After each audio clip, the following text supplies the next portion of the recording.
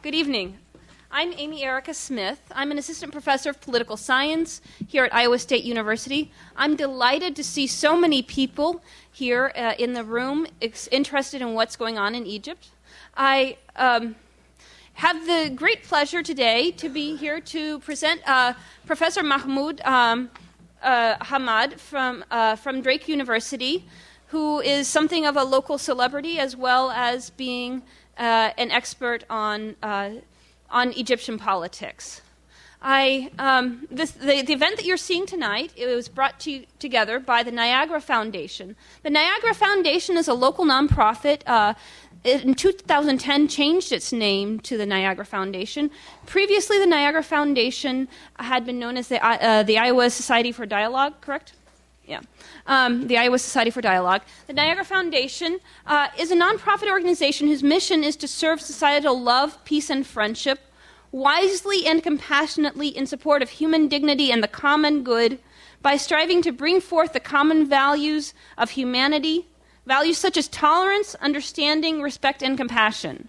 So, big, lofty goals, and we're here tonight to try to bring forth these objectives. In a world where even the farthest point is within an arm's reach, it is impossible to live anywhere without experiencing diversity.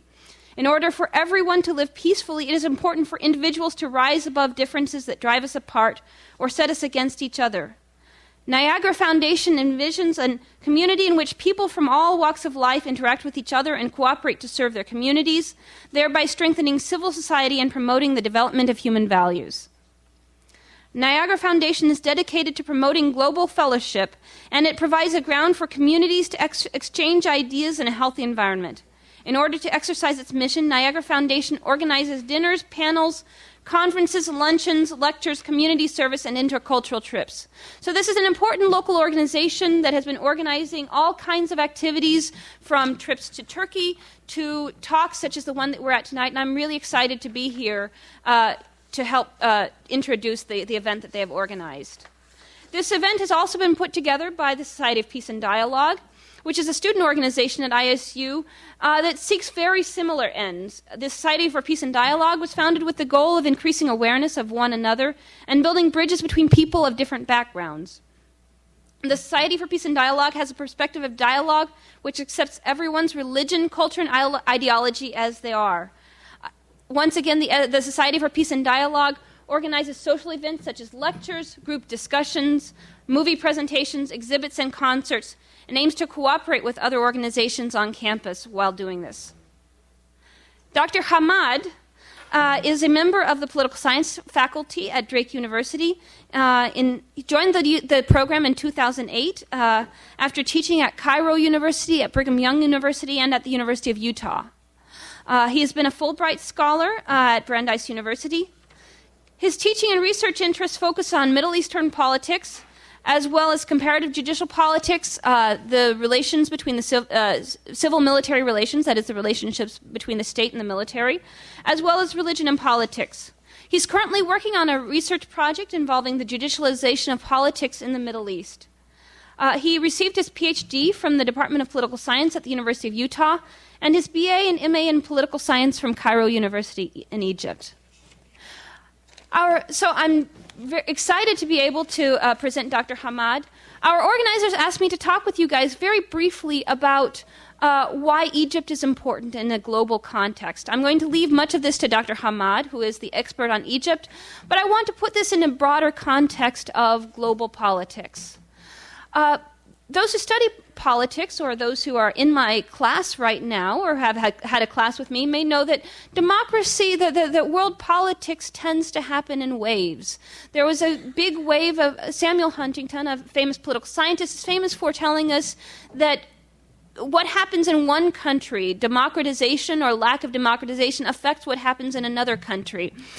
So throughout the world, over the course of the period from late 1970s to about 1990, late 1990s, 2000, we find many countries around the world all transitioning to democracy at the same time.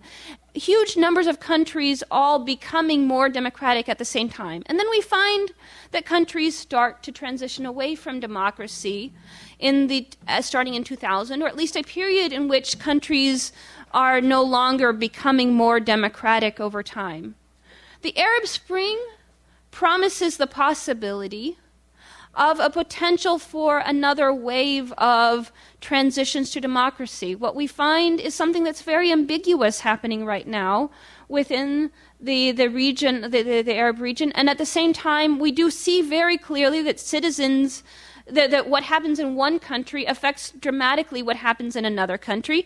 And so what happens in Egypt, while tremendously important for the 85 million people who live in Egypt, is important not only for the 85 million people who live in Egypt, but also for all of us here in this country as citizens in the United States or Romania or Brazil. Notice protests going on in one country and say, hey, maybe I can do something like this too.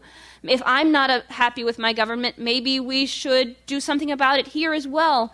So what happens in one country matters, and when a country such as Egypt, which has had a very successful uprising by citizens, then the democratic process falters, that also serves as a potential warning to other countries that processes of democratization are not so easy or so clear, and that there are, as waves, a wave can advance and then a wave retreats. And so waves go forward and back as citizens and the progress towards democracy heads forward, progresses, and then recedes. With that, I'd like to introduce Dr. Hamad, who's going to let us know what's going on in Egypt.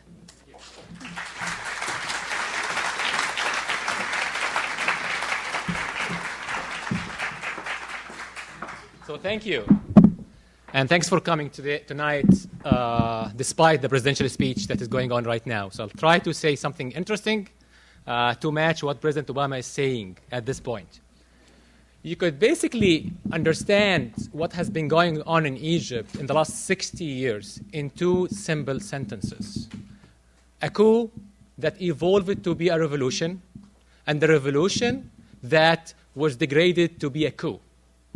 What I mean by this is that in July 23rd of 1952, a handful of officers, led by Gamal Abdel Nasser, or Nasser in the West, led a military coup against the monarchy, replaced the regime, and created a new regime. This military coup evolved later to be a full-fledged social and political revolution. On the other hand, in January 25th of 2011, what appeared to be a full-fledged revolution is now being degraded to be just another military coup that would join a large group of military coups in Africa and the Middle East. So let me elaborate on that. The 1952 regime that was created by the officers had a number of characteristics, all of which, except one, did not change in the last 65 years or so. The first characteristic, or the first feature of the regime that Nasser and his colleagues created was an economic structure that was state-led, socialist, and self-sufficiency. All of this changed in the 1970s with President Sadat opening up the Egyptian economy, free market that ended up with Mubarak, vicious capitalism, and the Egyptian economy being integrated into the global system as a periphery-dependent economy. So the economic system that the revolution started changed upside down. The regional alliances, or the structure of regional policies in Egypt for the Egyptian foreign policy, also changed a lot. Egypt under Nasser from 1952, arguably until mid-1970s, was a leader of what's called the revolutionary bloc in the Arab world. This group of nations wanted liberation of all Arab states from colonial power. They wanted to create an independent Arab movement.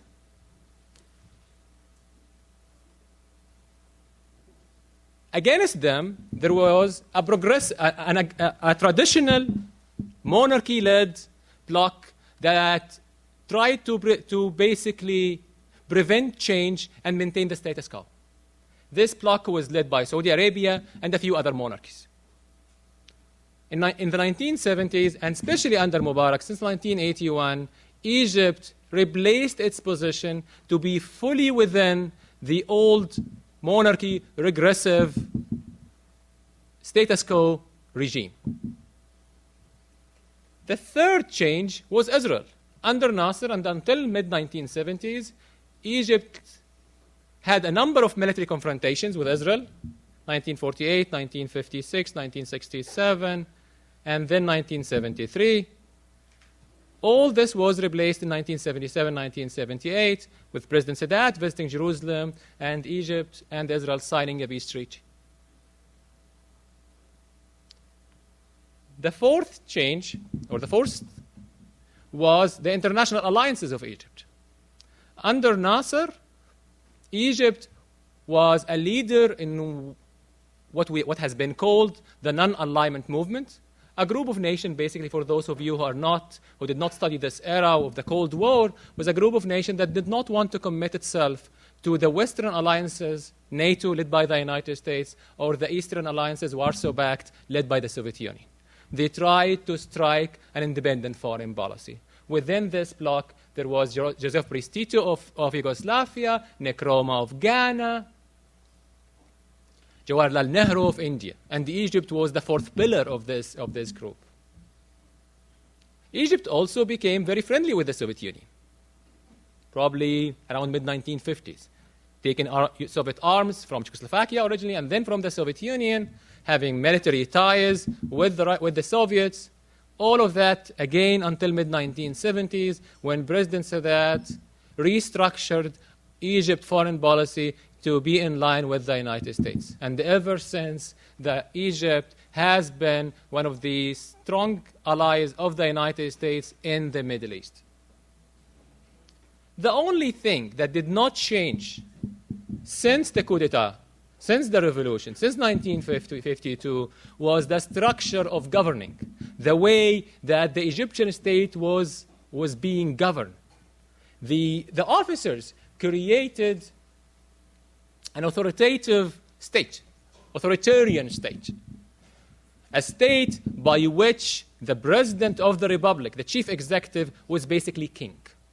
He, and has been always he, had unlimited powers.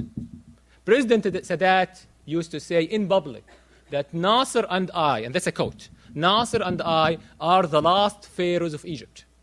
We write laws not because we need it, but we are writing it for the ordinary presidents that would come after us.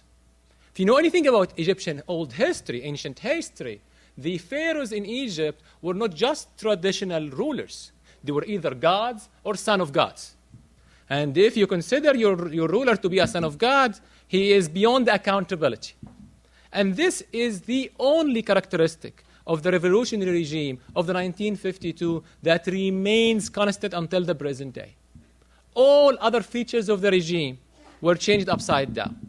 So the Egyptian state from 1952 until 2013 was characterized by a very strong presidency that is unmatched in any other region, in any other country in the region.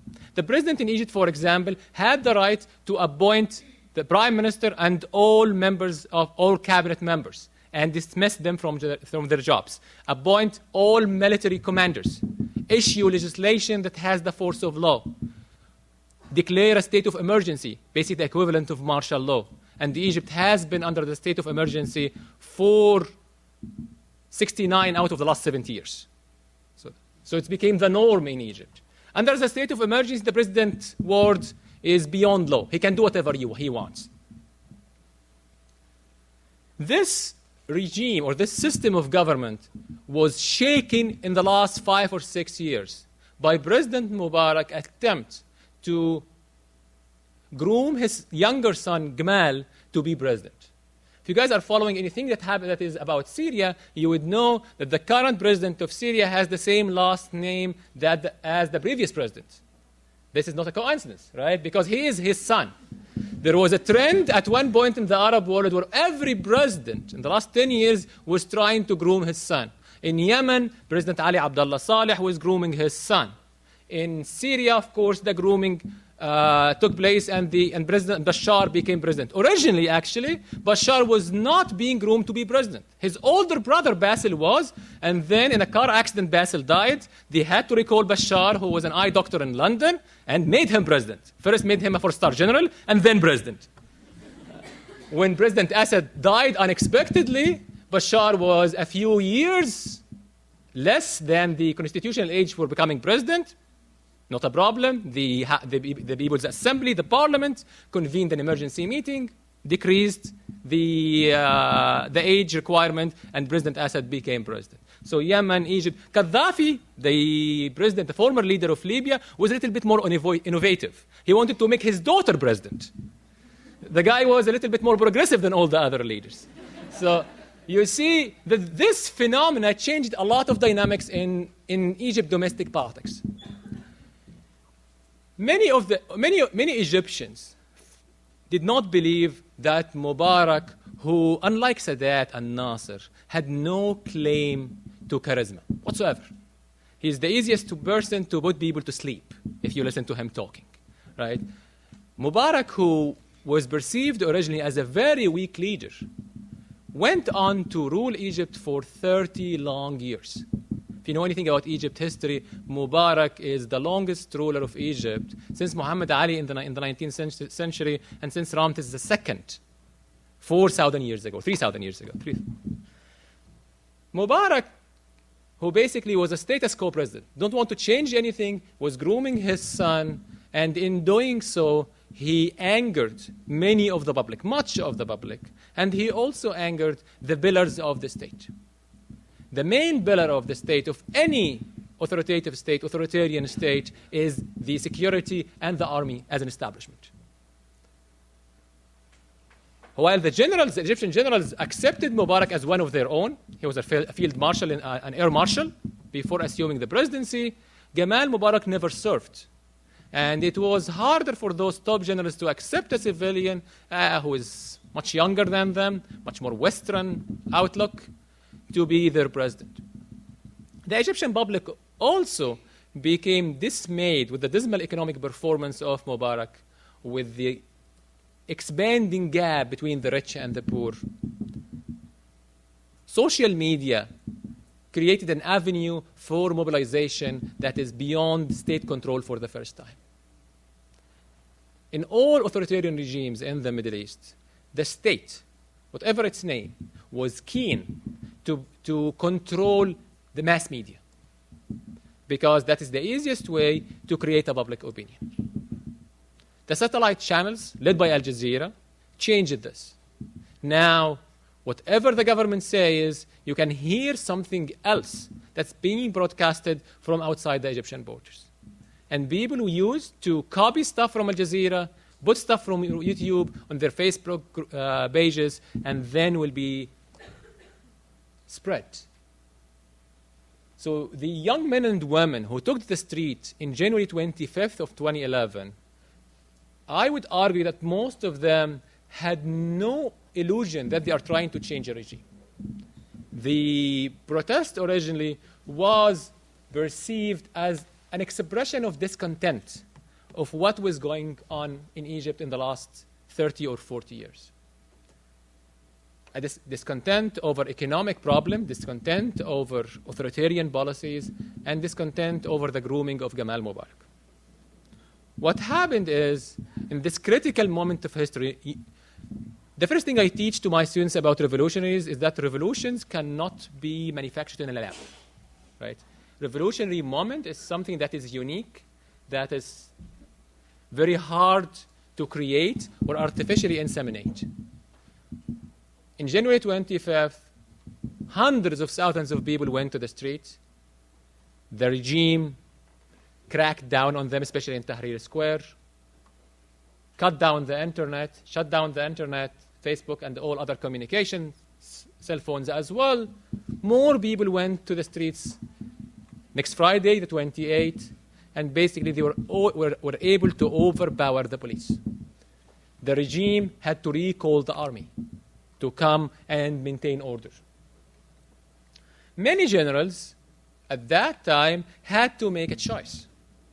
Would they fire on the civilians who are protesting or not?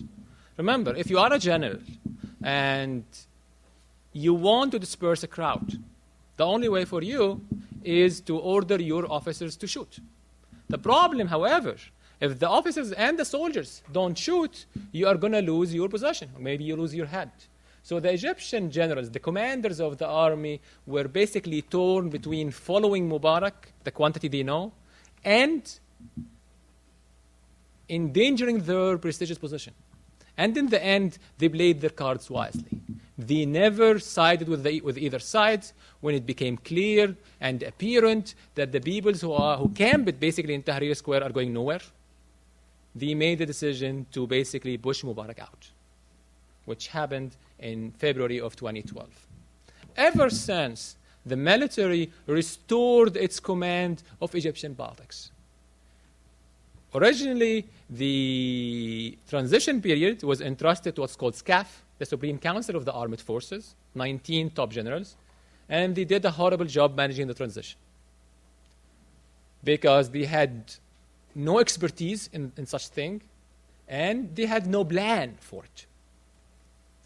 So the idea was, the idea that the generals put in place was as follows: a roadmap for transition that started by a referendum on constitutional amendments on the 1971 constitution that governed Egypt in the last 30 years.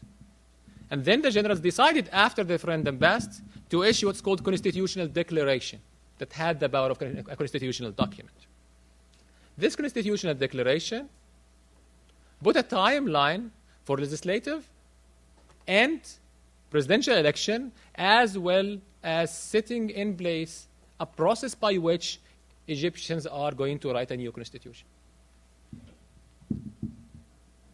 When the legislative election took place, and contrary to many expectations, the parliament that emerged was heavily on one side, what's called the Islamists. The Muslim Brotherhood, a moderate Islamic group, won with its allies around 50%, which was kind of expected, a little bit more than what people thought. They were thinking about a third. The problem, however, was who came second. Most expected that leftist parties, Revolutionary Party, will come second, and this did not materialize. The party who came second was a party that was created more than 4 months before by the name of a Noor party, a Salafi party, an Orthodox Islamic party. So you end up with a parliament that is 70% belong to one ideological tradition. And because the framework, the roadmap set by the army authorized the parliament to select a 100-member committee to draft a new constitution, it was clear that the constitution committee would be at least in a majority from those two parties. And that created problems from the perspective of many secular or liberal Egyptians. The presidential election took place a few months later, and again, to the dismay of many revolutionaries, the two candidates who emerged in the second round, Egypt follows the French tradition by which, in order to win the presidency, you need to have an absolute majority, 50% plus one. Because no one got the 50% plus one in the first round, the top two candidates entered a second round. The top two candidates, however, were one representative of the Brotherhood, Mohammed Morsi, and another one representing the old regime, Ahmed Shafiq, who was a general and the last prime minister of Mubarak. No revolutionary alternative whatsoever. Mohammed Morsi won by 52% in a very close election. He won after making a number of promises to be more inclusive, to try to reach out across the aisle, and to try to govern Egypt as part of a group of a large coalition. He did not do that. He failed to deliver on many of his promises.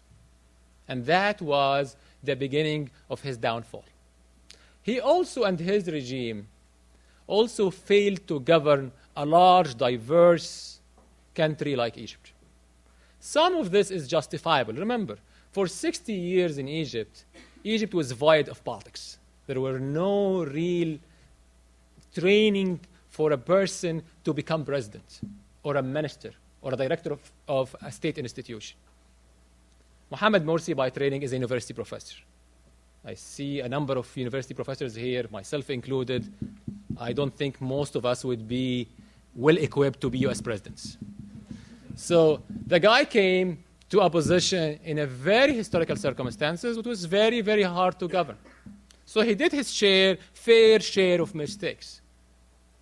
He also was encountering a very hostile environment.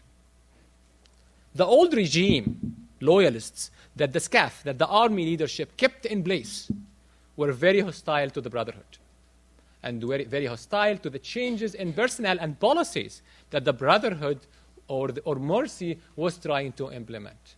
And they did their best to try to handicap him, to try to withstand against his policies, etc., etc., etc. The seculars and liberals were also dismayed by his policies. And while those in number are not very large, I would say they are a very small minority of the Egyptian society, they have a very strong voice in the media, in the business, the financial system, and they can create havoc. And they did. Morsi, however, lost the presidency not because of those two sides that originally were not in his camp, but he lost because his policies and his action dismayed two critical sections of the Egyptian society. The first section was the revolutionaries. Those young men and women, some of them are your age, some of them a little bit older, who basically took to the street to change their future and change their country. Morsi dismayed them by trying to rule at a status quo rather than a revolutionary president. He did not implement the kind of drastic changes, economic and political, that those guys wanted. He did not bring to justice, for example, the generals who committed a number of human rights atrocities in their 2 years in power. And those guys, again, they are not the majority of the society, but they are highly energetic and have the ability to mobilize the masses. The second section that Morsi lost, and it was critical, was the common men and women that are not very politicized. And he lost them because, first of all, in order to win the presidency, he promised what he cannot deliver. He promised a sharp and major and fast change in their economic well-being, which is very hard. Morsi and the revolutionary regime inherited Egypt with roughly 50% of the population below the international poverty line. The international poverty line is about $2 a day. Most of us here had coffee today for more than $2, a latte or coffee for more than $2, right? So much of this population was looking in the revolutionary fever to try to improve their economic lot drastically, which is very hard. And because of the crisis that the old regime loyalists created in electricity, in gasoline, in diesel, all of this, many came to the conclusion that the economic record of this presidency is not working for us. And those are the guys that went into the street in July 30th. The generals capitalized on public discontent to take back the reins of power. There are now details of the security establishment dealing with the young men and women who basically led the rebellion against Morsi. And that they encouraged them to do so, and they supported them financially and logistically. So the generals wanted to reassert their authority over the system. Remember, everyone in the Egyptian security and military establishment was trained and professionally socialized to think of the Brotherhood as the enemy of the state. It became very hard for them to basically salute and take order from a president who belonged to this group. So many of Morsi's actions were perceived to be anti-national security by this establishment. And that is why, on July 3rd, the army commander, Abdel Fattah Sisi, basically went on public television, brought a number of public representatives, the patriarch of the Egyptian Orthodox, the Sheikh of Al-Azhar, the largest Islamic organization, the Chief Justice of the Egyptian Court of Cassation, the highest court, and a number of Muhammad al-Baradei, the Nobel laureate, a well-known liberal, around him, and they basically said, we are deposing Morsi. He didn't say depose Morsi, but he said we are appointing a new president, which by definition means they are getting rid of the old one. Both Morsi under house arrest started a process by which they are now, they appointed a committee to review the old constitution, and now appointed another committee to write a new constitution, and then promised election, legislative and presidential, in six months to 1 year. The problem, however, with what has been taking place in the last 90 days or so, is that the army as a national institution, which has a lot of respect in the Egyptian society, is now perceived as taking sides in a domestic conflict, which is very, very dangerous. The state machinery and the media has been working 24/7 to try to portray the Brotherhood and Islamists in general as enemies of the state. So you see a lot of civil strife taking place in the Egyptian society. The prospect for democracy, as Amy said, the Arab Spring promised what's called the fourth wave of democratization. Remember, the Arab world prior to 2011 had no single country that could be considered democratic. That was the case, for example, in Southern Europe until 1970s, in Eastern Europe until 1990s, in Latin America until the 80s or the 90s. All these regions became democratic. Even in Africa, countries like Senegal, South Africa, Botswana, and the others became democratic. The Arab world was the only basin of dictatorship and authoritarianism in the 21st century. And the Arab Spring promised such a change. The prospect for democratization, however, is at best far in the horizon.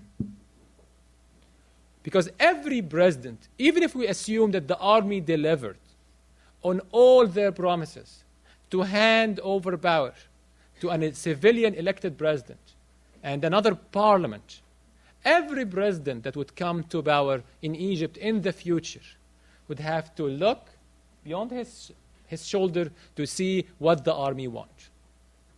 Remember, one of the great blessings of this country is that the president, regardless of his name, can order a four-star general to do whatever he wants. And the general would say, yes, salute, and said, yes, sir. Right. The last time we had a real strife between a general, Douglas MacArthur, 1950s, and the president, Douglas MacArthur, the hero of the Second World War, was fired.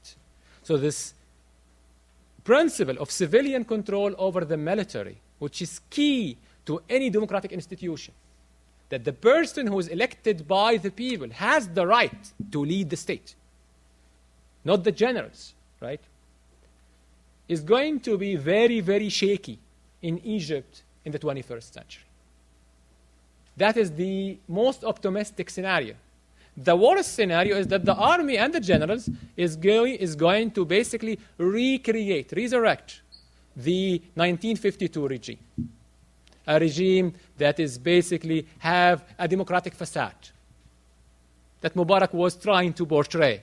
But in the end, the one or the body that creates all the major foreign policy decision is a triangle of presidency, security establishment, and the armed forces. What will happen in Egypt is not only key to Egypt's future. Remember, one fact that is not highlighted in the media was that Mohamed Morsi, Egypt's deposed president, was not only the first democratically elected president in Egypt's long history. When I say long, that's pretty long. It's like 5,000 years long, right? But he was also the first directly elected president in all of the Arab countries in all of their history.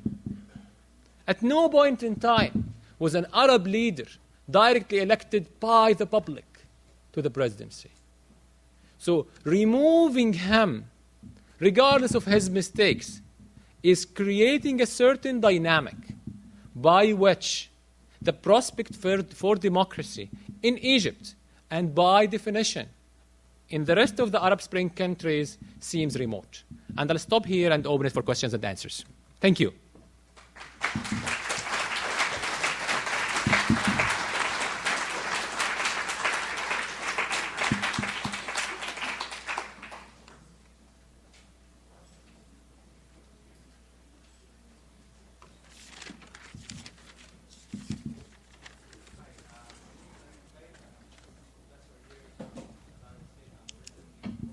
I could assume.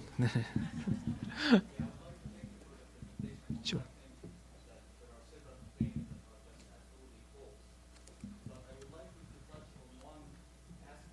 Absolutely.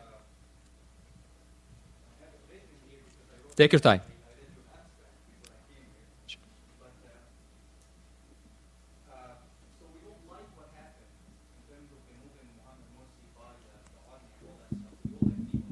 Sure.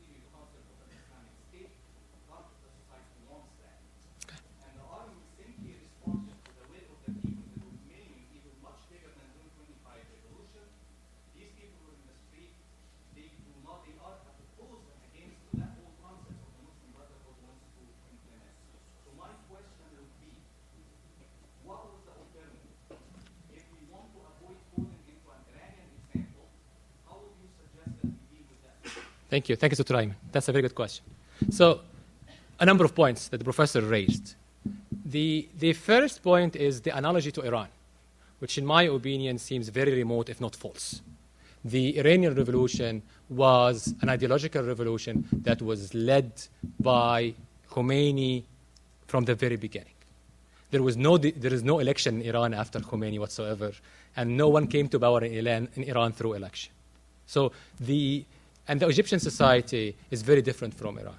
The Sunni Islam, which is the common tradition in Egypt, is very, very different from Iran, does not allow itself to make this comparison. So the comparison with Iran is far-fetched. The second question, or the main question of the professor, was basically what alternative? First of all, the idea that the Muslim Brotherhood was trying to control all aspects of the state is just quite a lie. Because we know if they were successful in doing so, they would not have been removed so easily. If the Brotherhood, after a year, was able to put all of their guys in the critical positions in the state security, in the intelligence community, in the army, in the judiciary, in the media even, it would be much harder for the army or for the millions of people to remove them. Remember, the decision or the announcement to remove Morsi was published on government-run newspapers a day before Morsi was officially deposed. So it was a coup d'etat that was announced 36 hours prior to its taking place. What alternatives did the Egyptian people had? There were a number of alternatives.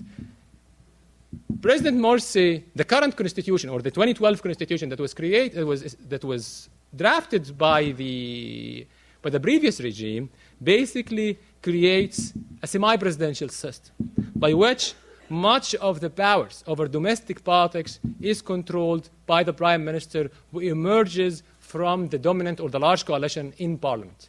Pretty much like the French Fifth Republic, if you know anything about it.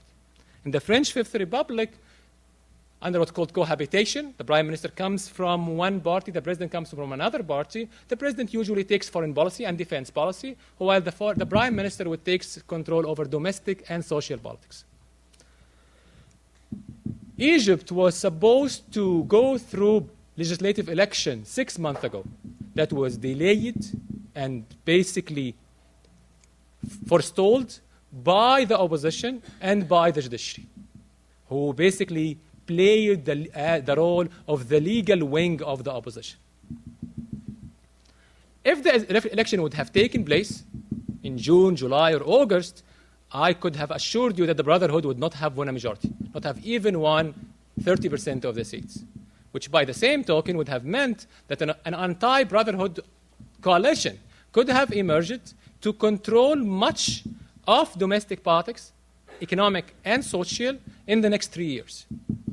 The parliament as well, who according to the 2012 constitution, has the power to basically hold a trial for the president, which could have been easily done if the opposition could win a majority in the lower house.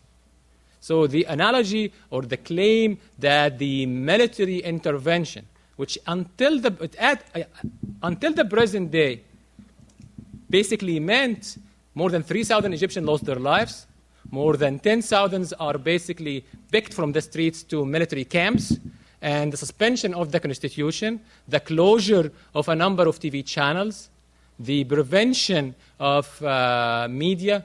2 days ago, an NBR, right? So NBR is not a Brotherhood sympathizer, right?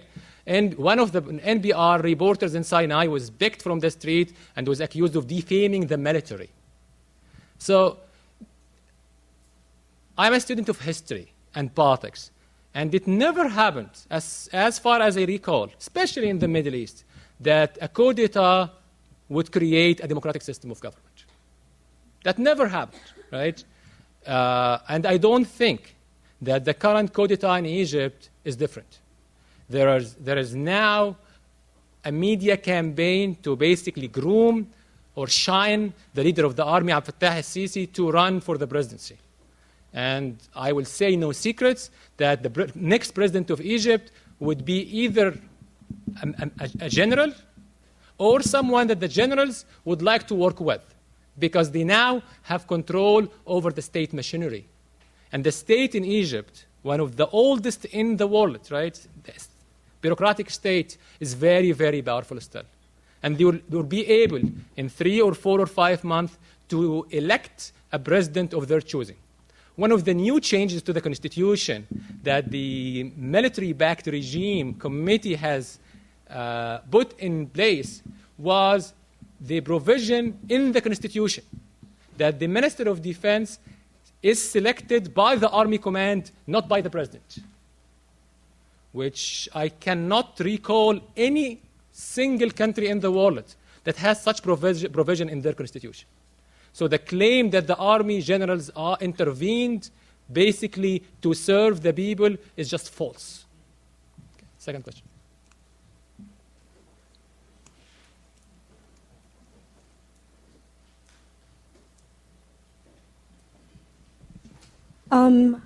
So you mentioned that Morsi was originally a university professor. How was it that he became... Actually, he was educated here in the United States, in Southern California. Oh, I didn't know that. So how is it that he became the representative of the Brotherhood? Good question. The Brotherhood is the oldest and largest Islamic group in Egypt. It dates back about 80 years ago. And the Brotherhood spread all over Egypt and had its satellite organizations in many Arab and Muslim countries. The Mohammed Morsi was originally a member of parliament 10 years ago. And he was the minority leader of the Muslim Brotherhood delegation in the Egyptian parliament 10 years ago. He was not elected in the 2010 election that was basically all rigged by Mubarak regime. And he was not originally the first-tier candidate of the Brotherhood. They originally nominated someone else by the name of Khayrat al-Shatir. Khayrat al-Shatir, however, had a conviction against him. And the Egyptian constitution does not allow a person who has a conviction to run as president. So they nominated Mohammed Morsi as a backup candidate. It was his own good luck, maybe our bad luck, that he emerged as president. So that's his personal story. He was an engineering professor by training. What else? How do you feel about the foreign aid to Egypt? Not necessarily its legality in the United States, as we're not supposed to support any country that has had a military coup, and it seems clear that you think it was a military coup. But do you think it would be positive for Egypt, and do you think it would be positive for the United States to stop? Excellent question.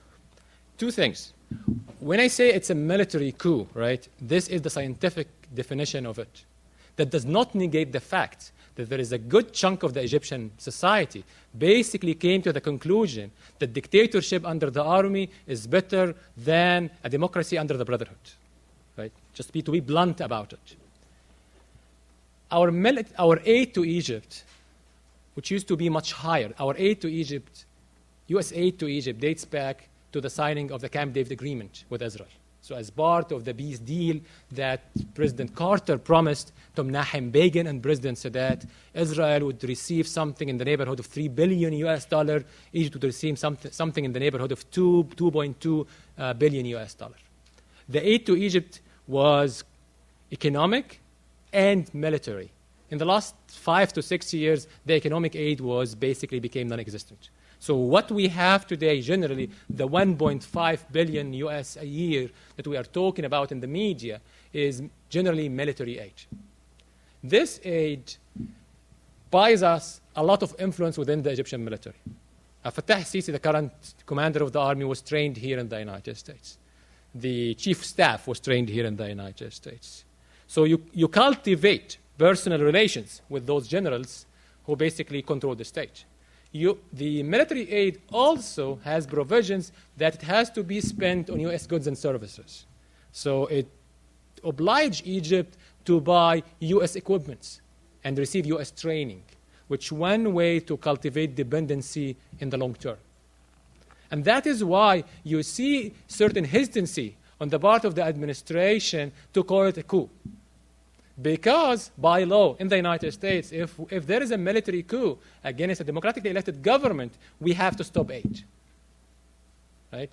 So, and that is why Obama has been walking a thin line. Remember, in the end, the army is our ally in Egypt.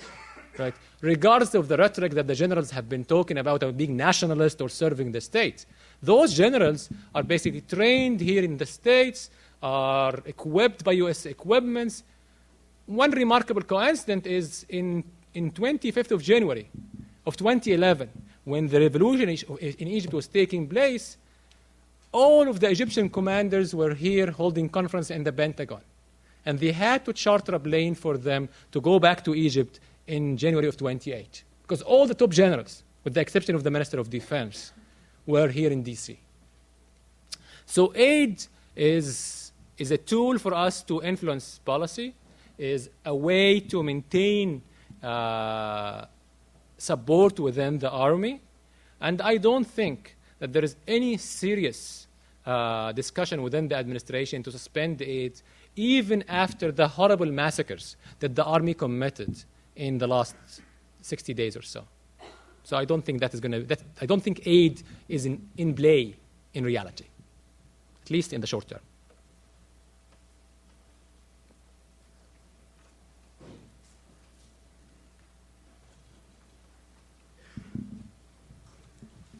First, I'd just like to say thank you for coming and talking to us. I'd like to ask, what do you think of the prospect of democracy is in Egypt going forward from this point and in the Middle East as a whole? Excellent question. Remember, democracy has a number of characteristics, right? And to reach a democratic system of government, it's called consolidation of democracy, is not an easy process. Remember, the consolidation of democracy, most scholars would define simply as the democracy is the only game in town, which is a very simple definition. The only game in town means that no major player in the system is using undemocratic procedures to attain power. We are definitely not there in Egypt, and we are not going to reach that stage anytime soon. That being said, I don't think that there is the will or there is the resources to basically create the same oppressive regime of the 1952 revolution. What is likely going to end up happening is what we call electoral democracy. That there is election that takes place, but it is managed and controlled. Something very similar to Mexico for much of its history until the last 20 years. So under the BRI in Mexico, there were elections, but everyone knew who is going to win. I don't think we're going to go that far. But we're going to have something similar. We're going to have a democratic system of government. Democratic in the sense it's an electoral system of government that citizens elect their representatives to the presidency and the legislature, but there are centers of power in these, what's called the deep state. I'm using the Turkish examples. In the state security, the judiciary, and the army that are beyond the control of the civilian leadership. And those will affect foreign policy, domestic politics, and will have veto power over major initiatives of the elected leaders. That has been the case in Turkey for the last 30 years or so. The exception, now the current regime is trying to change it. And I think the generals in Egypt are trying to mimic the Turkish example, or the worst case scenario will end up something like Pakistan. If you know anything about Pakistan, Pakistan is known for a vicious cycle of elected prime ministers, elected leaders who are thrown by military dictators. Then the military dictators, under intense domestic and foreign pressure, are going to give up power, at least theoretically. An elected government is going to take its place. The civilian elected government is going to prove a failure. The army is going to intervene again, and you enter this vicious cycle. So we are in between the Pakistani model, the Turkish model. If I want to add one other model, which is even less appealing, is the Algerian model. What happened in Egypt is very similar to what happened in Algeria. A couple of differences in 1990. 1990, the equivalent of the Brotherhood in Algeria won the first round of the legislative election. The army generals didn't like it, or very, very secular, intervened, canceled the election, and put the Inqaz party in jail. And a vicious cycle of repression took place where more than 150,000 Algerians lost their lives. So those are the three bad scenarios. I'm still hopeful that we might emerge up with a little bit better option. Under this option, there will be a reserved domain for the generals in state security and a reserved domain for them to control their economic interests. The generals in Egypt don't only want to control their forces, but they also have control over, and the estimates here varies a lot, at least 1/4 of the Egyptian economy. The military runs a massive array of corporations that sells from mineral water to construction, oil companies, refineries, all kind of stuff. The generals want to maintain control over their armed forces, creating a special domain for them, no one intervene, maintain control over the economic empire, and also have a say in foreign policy. If they are able to get this in the new constitution that they are basically drafting, I think they might allow more democratic play to take place. But this democratic interaction and democratic leaders will always be aware of the red lines that the army put in place. That, for example, the elected civilians cannot take major initiatives that would change Egypt's state security structure. That the generals And the army are basically a self-maintaining and sustaining institution. They have a system by which they promote their own fellow officers outside the control of the civilian elected leaders, and they have a system by which they maintain structural command over the armed forces. It was remarkable that one of the first decision that the Sisi, the de facto leader of Egypt today, made was to change the Director General of the Egyptian intelligence. That was the first decision they made. And they brought a person who was an ex-army officer, a person that Morsi basically fired, to make sure that he is going to serve the current regime with the utmost dedication, because we either survive together or die together. So maintaining army control over the state security is going to be key. Those are the 4 different options for the prospects for Egypt's future. None of them seem as appealing as what the genuine democracy or democratic system that many Egyptians were looking for a year or 6 months ago. But those are the realities of life. So don't kill the messenger. Any final question? Do you think the Muslim Brotherhood have like one coherent vision for the future of Egypt? Another excellent question. The question is, does the Muslim Brotherhood has one cohesive vision for the future of Egypt? The Muslim Brotherhood is a very structured group. So cohesion is not one of their problems. The problem, however, even within the Brotherhood, there is a generational gap. The generation of Morsi and even the generation of the current Murshid, the supreme guide of the Brotherhood, was generally the people that received extreme torture under Nasser and under Sadat, first part of Sadat. And they are more inclined to see in a black and white kind of policies. If you are not with us, you are against us. The younger generation of the Brotherhood, however, are more open, because those are the ones that participated in the revolution as foot soldiers. Those are the ones that interacted with the seculars and the liberals in Tahrir Square for months and weeks on end. I think there is a struggle within the Brotherhood now about the soul of the movement. What represents the Muslim Brotherhood? Remember, what happened in Egypt, again, I'm using other examples, it's close to what happened in Turkey in a few years back, when another Islamic regime was moved by the army, and within the Arbakan government, a more moderate trend led by Erdogan emerged in a few years as the dominant party in Turkish politics. Remember, I hope that is the case. It's very hard to speak of any democratic system in Egypt where the Brotherhood is not, or Brotherhood or its party, political party, is not being represented. Because they at least have millions of people who support them and millions of people who basically are in good terms with them. The Brotherhood, and the other Islamic parties, unlike the seculars, have deep roots in the society. Those are the ones that in each small village or shanty town are the ones that provide free clinics for the people. Those are the ones that provide kind of social safety net, since the state withdraw its support of the poorer part of the society. So they have deep roots within the society.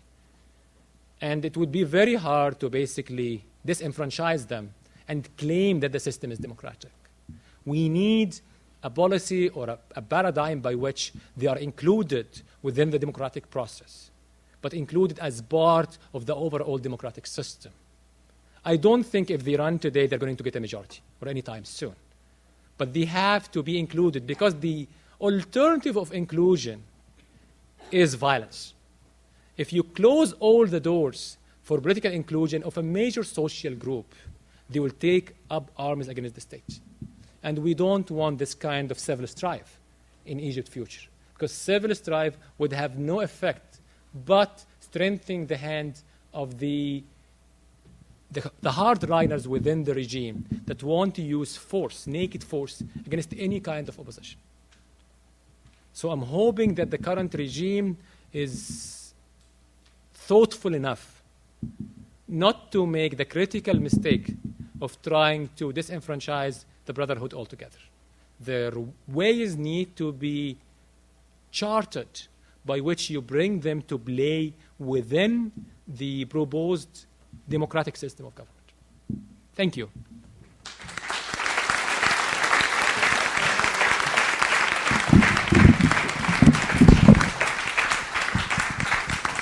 Thank you very much for coming. Thank you very much, Dr. Hamad, for your lecture. Dr. Hamad, for your lecture. Dr. Hamad, for your lecture. Dr. Hamad, for your lecture. Dr. Hamad, for your lecture. Dr. Hamad, for your lecture. Dr. Hamad, for your